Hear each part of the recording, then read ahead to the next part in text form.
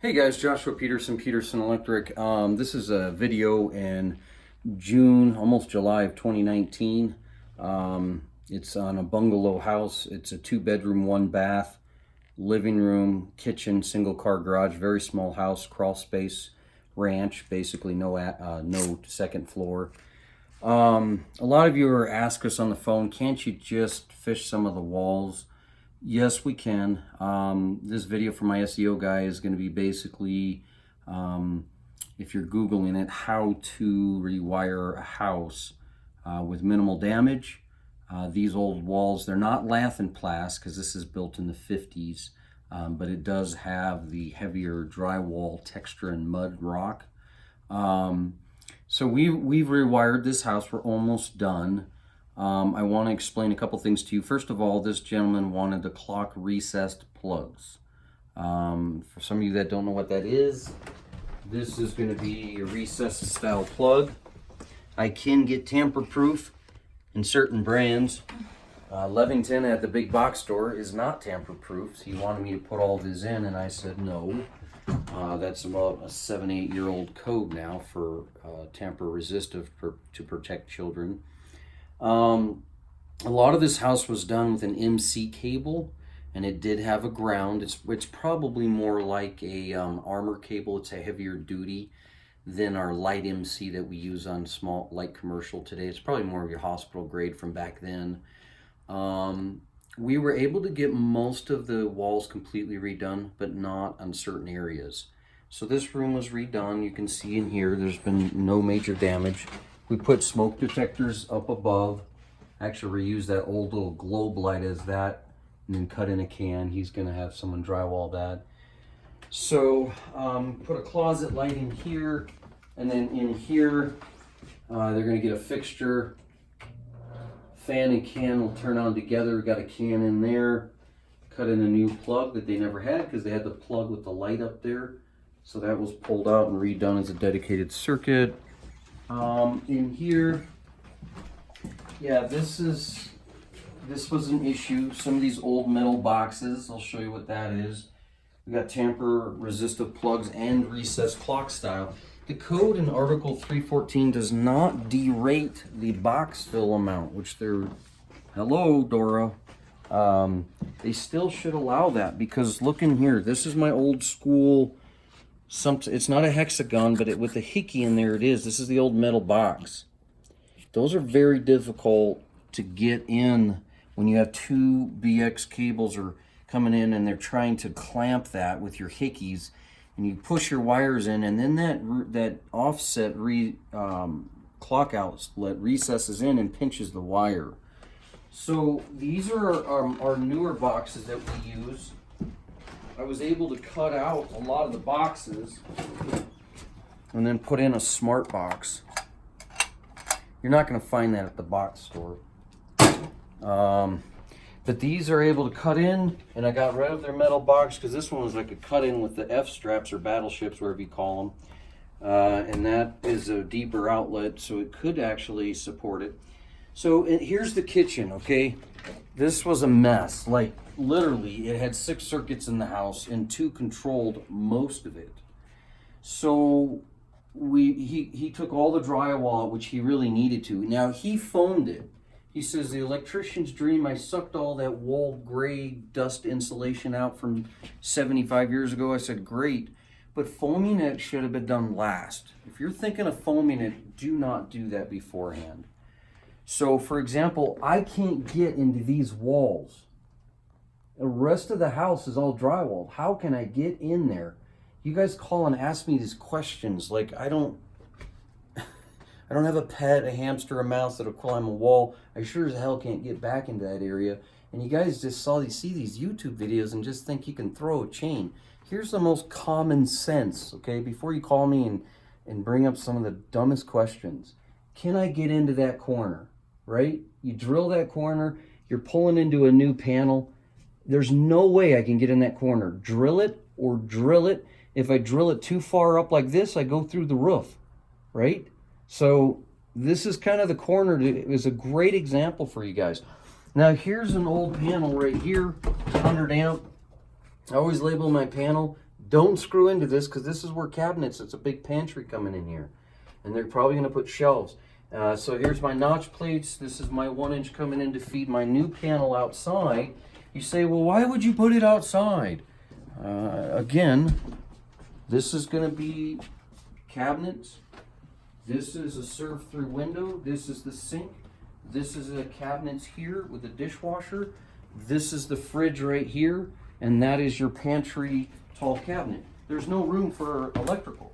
So out here, it would have been nice, but this is the solar guys. They set that right there. And this is where the washer dryer is. So they may have to heat this garage, but that's what they wanted, and that's how it was before I got here. The electrical in the garage we didn't have to touch, but just GFCI a couple things. You might be seeing that flex. That is not me, so do not give me a corium about that. I'll just delete you.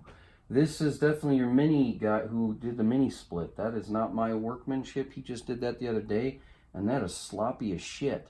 I figured he could have gone up and across or come through over there. He was trying to cheat rather than drill this wall, which is a nightmare down there, by the way. Okay, moving into here. Some of you guys are going to say this, oh, you can't do that. You can't do it. You can't have a panel in here. You are right. Article 240 says you're not supposed to with your breaker switches.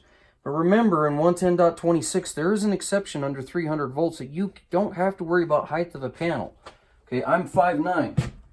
I can stand up and work in here. Okay. The arc faults we had to use this panel.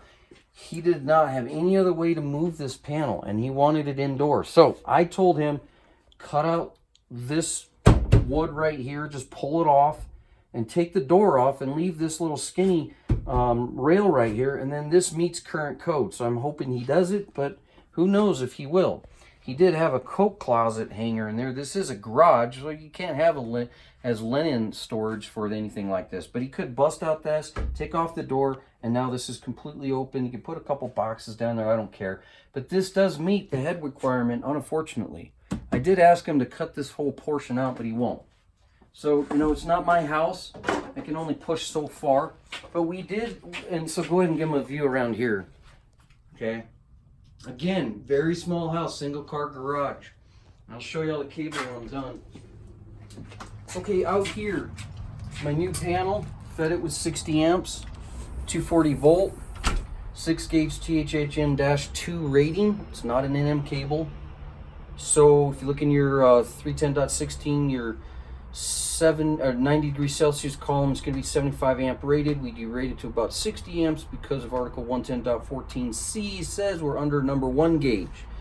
In a nutshell, I've got number 6 here at 60 amps. He's totally going to be fine. I took the mini split and the range and went off the 100 amp panel. The 60 amp panel only has generic circuits for the house. So this wasn't even here. These are all the new circuits for the kitchen. This is why he was tripping on anything in any room. We have dishwasher disposal, fridge counter plug, west counter plug, north counter plugs. I don't even have a nook because it's not big enough. Code says I could put kitchen and fridge together, but I don't do that. I think that's shoddy. Microwave dedicated. And then you got your can lighting and your living room light plugs. I got my surge protector. Green is good. Why did I put it outside? Well, first of all, we are under an eave. Second of all, it's an R3 rated panel. And third, a lot of you guys from the East Coast, I don't know why you do what you do, right? The only other place to put a panel in this house would have been nice if I had a hallway. I didn't. I have no hallway. I've got 2 bedrooms and a living room, and they don't want to look at the panel. So this is where it went. Outside here, this is my crack hole. I need to fish some more wires in tomorrow. It's not a bad crawl space. The problem with the cement is it's a nice foundation compared to some of these other homes out in this block, but it's so thick, and then they put a 2x4 wall, and so if I drill down with my cheater kit, it just goes right into cement, and I wreck my arbor bit. So this has been really tricky to drill. Like this mini split, it took me forever to get through that little hole between the cement and the floor, so make sure I didn't get through the floor and drill it or the mop board, and then I didn't hit the cement and wreck my bit again. This is a nice mini split disconnect within sight. Here comes out my rod. My cold water's bonded. I put an 8-foot ground rod. Some of you asked, do I need 2? You're supposed to have 2 Fort Collins requires it. Loveland doesn't. Loveland's on their own wavelength. Loveland, if you're watching this, you should be doing too. Anyways, I had an old one here. I can prove the ground rod, the acorn in here. It's a little rusted, but I don't really care. It's become its own entity and bonded. But this comes up, hit my inter-system bonding bridge bar. Make sure you grab your Comcast guy, hit that, come into here, disconnect. Here's PV, solar, right? You got to disconnect outside, on and off. Kills power in. Let's go upstairs and let's go show you this real quick. So this is the front of the home.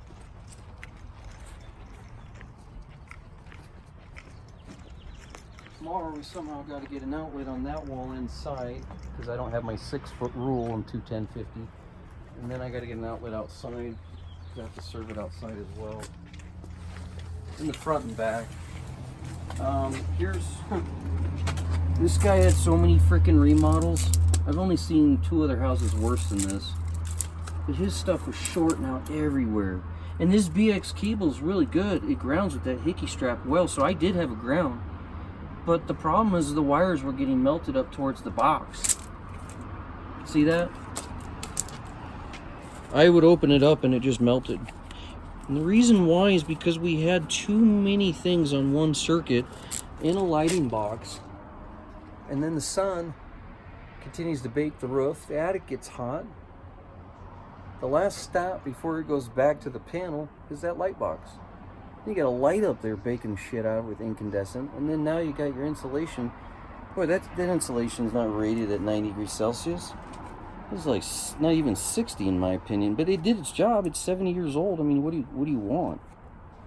A lot of people think, oh well, my stuff's fine. I don't need to rewire. Look, this guy didn't want to rewire. That's fine. He didn't want to pull all the drywall. If he did, it would have been probably cheaper, honestly. But not for the drywall side of it. So here's where a couple legs had to stay. That leg going up to my box that'll now hit my cans when I'm done here later tonight. And the other leg dropping down to that outlet, that exterior wall. All this interior is new. That one leg over there for that outlet, and that one and that one. So I only have about 6 legs I could not get to. I told him we'll go ahead and drill those walls and get it, but I'll show you why I couldn't. He's more concerned about non-damage.